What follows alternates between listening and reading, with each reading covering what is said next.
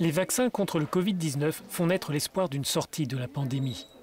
Mais pour l'Union européenne, c'est pour le moment une épreuve de patience. Si 3 sérums sont déjà autorisés par l'Agence européenne des médicaments, les stocks en revanche sont très faibles. Les quantités sont beaucoup moins élevées qu'attendues. Donc cela veut dire que toutes les phases planifiées, commencer la vaccination par les personnes dans les maisons de retraite et les soignants les plus âgés, cela prend plus de temps que prévu. Cela signifie aussi que pour d'autres catégories de la population, les 65 ans et plus, ou les personnes qui présentent des comorbidités, cette étape est reportée. La semaine a démarré par une bonne nouvelle pour la Commission européenne. Le groupe Pfizer-BioNTech a annoncé pour le second trimestre 75 millions de doses supplémentaires à destination de l'Union. Mais cette annonce n'enraye pas les critiques à l'encontre de la présidente de l'institution, Ursula von der Leyen.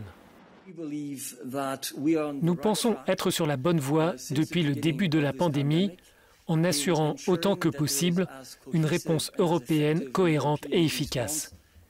C'est ce sur quoi la Commission a travaillé à plein régime. La présidente de la Commission s'est entretenue pendant le week-end avec les dirigeants des entreprises pharmaceutiques avec qui l'Union a passé des contrats. AstraZeneca a finalement promis 9 millions de doses supplémentaires, mais ce geste ne sera pas suffisant pour honorer les livraisons de vaccins prévues pour le premier trimestre. Mais pour certains eurodéputés, il faut faire plus. La Commission a eu raison de hausser le ton avec AstraZeneca. La difficulté relève de la faiblesse des arrangements contractuels, le fait que cela n'ait pas été public, le manque de transparence sur la façon de négocier et enfin les faibles sanctions pour les entreprises qui ne respectent pas leurs obligations stipulées dans un contrat signé.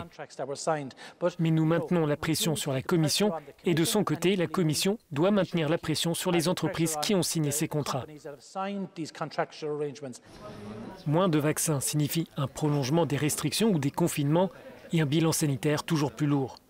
Tant que les questions de livraison ne seront pas réglées, les gouvernements de l'Union et la Commission doivent s'attendre à des journées difficiles.